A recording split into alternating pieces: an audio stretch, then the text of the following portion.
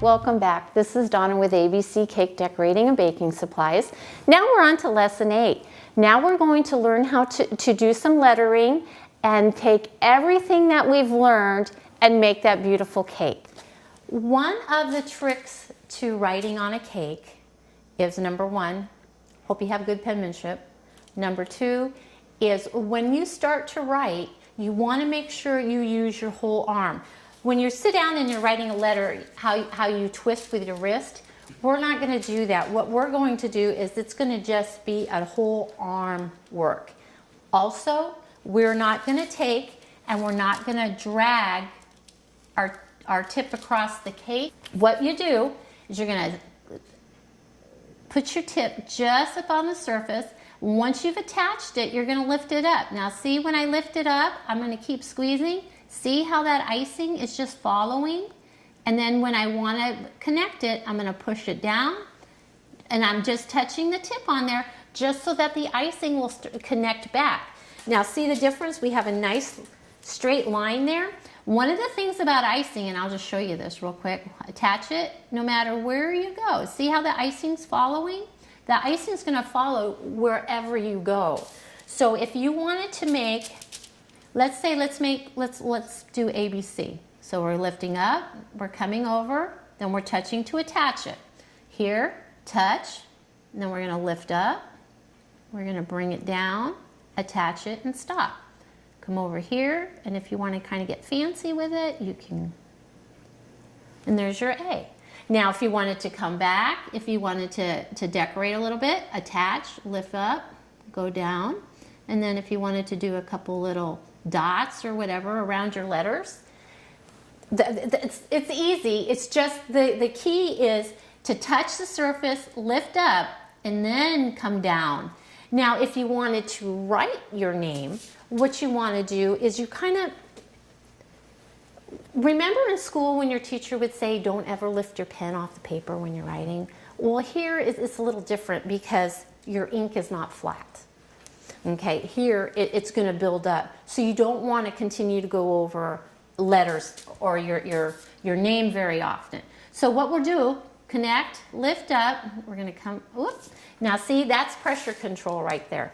I did not have a constant pressure on it, so it broke. Because if you're writing on your cake and you make a mistake, because of the meringue powder in here, again, the crusting buttercream, once it's dry a little bit, you can come in with a toothpick and you can pick that up and then you can redo it. So don't think that you just ruined your cake because you made a mistake. Okay, so if I wanted to write my name, up, squeeze, see, pressure control. And then I'm going to come down. Now, I could just take it and continue this way, or I could stop. And I could go this way. And then when you come down like this, okay, remember, we're going to come up, we're going to come down, we're going to touch the bottom and stop, and then you would just continue on. So you just don't want to overlap your icing. You can a little bit, but you don't want to end up having like 3 or 4 layers of icing on top of each other because then it doesn't look very pretty and it doesn't sit nice and flat on your cake. So practice that, and when we come back, we're going to take everything that you've practiced so hard and learned and apply it to that cake.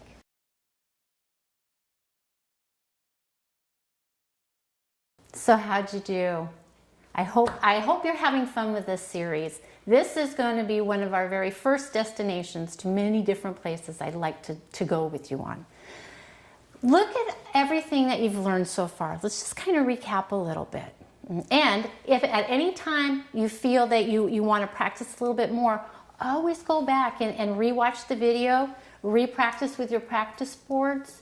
I mean, we've learned how to shop for a cake pan. We've learned how to make a store-bought cake tastes better. Put your own little twist on a cake by adding a different type of pudding to it. We've learned how to make a decorator icing and the different consistencies.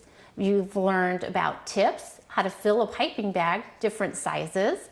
You've learned how to make leaves and how to make rosettes, swirl flowers, how to do a shell border, even some decorator tips as far as how to stripe a bag to get it that little bit extra special look to it. So now I want to take all of that and apply it to this cake. So when you start, first of all, you kind of have an idea in your head of what you want to decorate it. Sometimes when I referred back when we were torting the cake, and remember I would take those little cake circles and stick it underneath the cake to move it, a lot of times I will get one of those the size of my cake, and that way there I can kind of lay out in the top of my head what I think I want it to look like here. If you don't want to use a cake circle, you can always flip over the back side of your pan and use that as your cake to decorate and to practice some of those techniques before you actually apply it to your cake. Because sometimes I always have to practice a little bit too, make sure I'm in the right mode and that my mind, and that I'm self-checking myself, my icing consistency, my pressures, as far as squeezing them out of my bags. I want to make sure that that's all right. Also, I like to have all of my tips and colors already ready. Nothing is worse than starting a project and then, oh, I forgot this or I forgot that, or you found out you didn't even have it and you needed it to finish your project. So now you have to stop your project, go get what you want and come back. So always, you know, kind of even if you wanted to, a lot of times I have a cake check sheet to make sure that I have everything that I need so that when I get ready, I can just start. Because I only want to make a mess once, not a lot. Okay, so after I've decided what I want to do for my cake, depending upon the decoration that it is, will determine whether or not I'm going to use the border first or I'm going to put the border on last. For this particular cake, I'm going to put my border on first. So my border is my shell border, and it's the striped bag method. So again, I'm going to tip 21. Got my 2 bags in here with my coupler over the larger bag, and then I have my tip 21.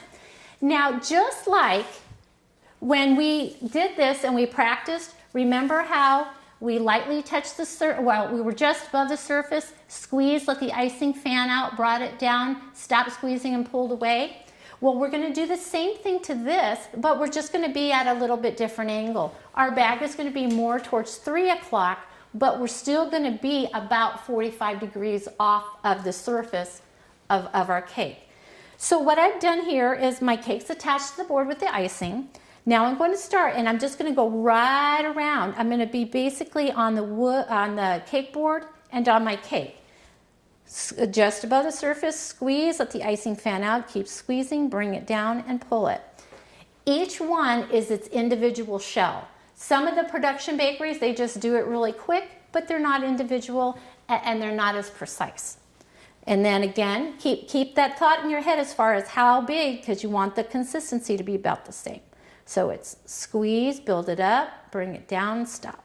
And then this is why the turntable is really nice, because you can use it to help yourself go around. And then we're just going to continue this on all the way. So we're squeezing and pulling. So lift up, squeeze, fan out, keep squeezing, stop and pull away. And sometimes the back one, you just kind of fake it a little bit. So as you can tell right here, the back didn't line up just quite right, but that's okay. Now, sometimes what's interesting though, is the back could sometimes be the front of your cake. Now, if I was going to do a floral arrangement and it was going to come down the side or something, I would be covering that with, say, like one of these drop flowers. I'd be putting a drop flower over that, and so that becomes the front. If you're not going to do anything like that, then that becomes the back. The thing is, you just want to make sure you start and stop about the same place. Okay? Now I'm going to go ahead and do it on my top. Now, different borders, actually, some borders can actually hang over the side. The shell border, I like it to be directly on top. So now you probably get a little bit better picture of this. We're squeezing, squeeze and stop. So we're going to squeeze with it up slightly, bring it down, pull away. Squeeze up, down, and pull away. See, it's just amazing what happens when you start to tie in all of your decorating skills. And the shell border is basically that. It helps frame in all of your pretty artwork and everything you've done. We're not production baking, so you just want to take your time and you want to give it the best you possibly can. So we're squeezing, let the icing fan out, bring it down, stop, pull away. Squeeze, let the icing fan up, bring it down, stop, pull away. So you just kind of get that in your head and just start repeating it. And if you need to, start self-checking yourself. Make sure that your body positioning, that your bag position, that your icing consistency, because as you start doing this, the heat of your hands, you're going to notice that your icing is going to start getting a little softer. Well, when it starts to get a little softer, you may have started out with a real pretty, nice little crease in your shells, but then as you continue to do it, and then the last one, I'm just going to kind of poke right there. Okay, so now we've got our shell border. Now I want to go ahead and write on my cake.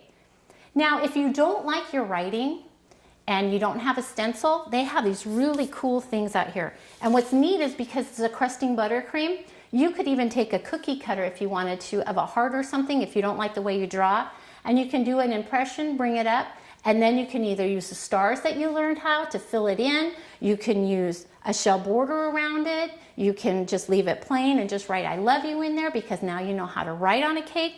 And this here, they come in different, these are italics, and they have ones that are just plain. If you have a cookie cutter you really like, you can do it that way. What I want to do, I guess, is take this and we're going to go.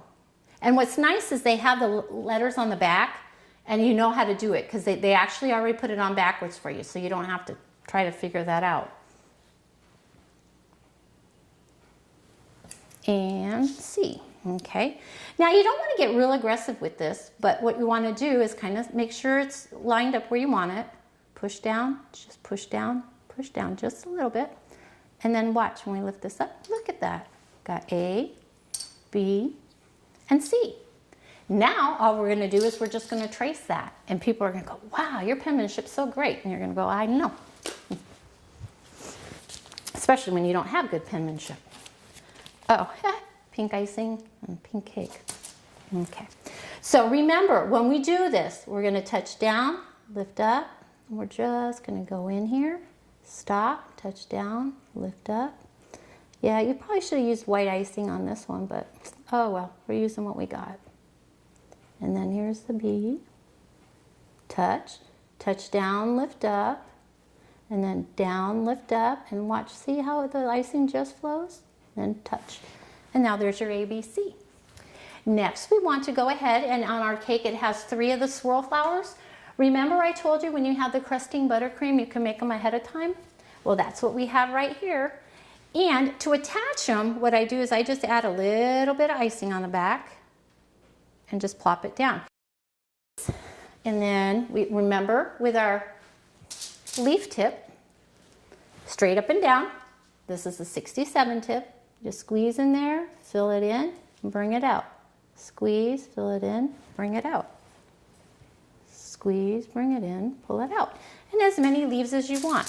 Now we're going to go to our rosettes and we're going to cover up our little mistake there. Okay, remember now, straight up and down, we're going to be lightly above the surface, we're going to do our star, and we're going to do a nice tight circle right in there. So we're squeezing, coming up, a nice tight circle, stop, and go around. Squeeze, lift up, go around, stop, and pull away. And then we've got our little candles here.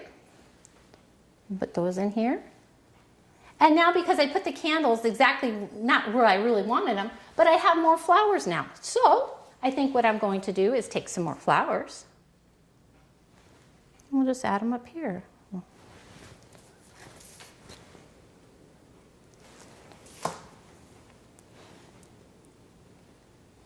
And then we'll take our, and come in here.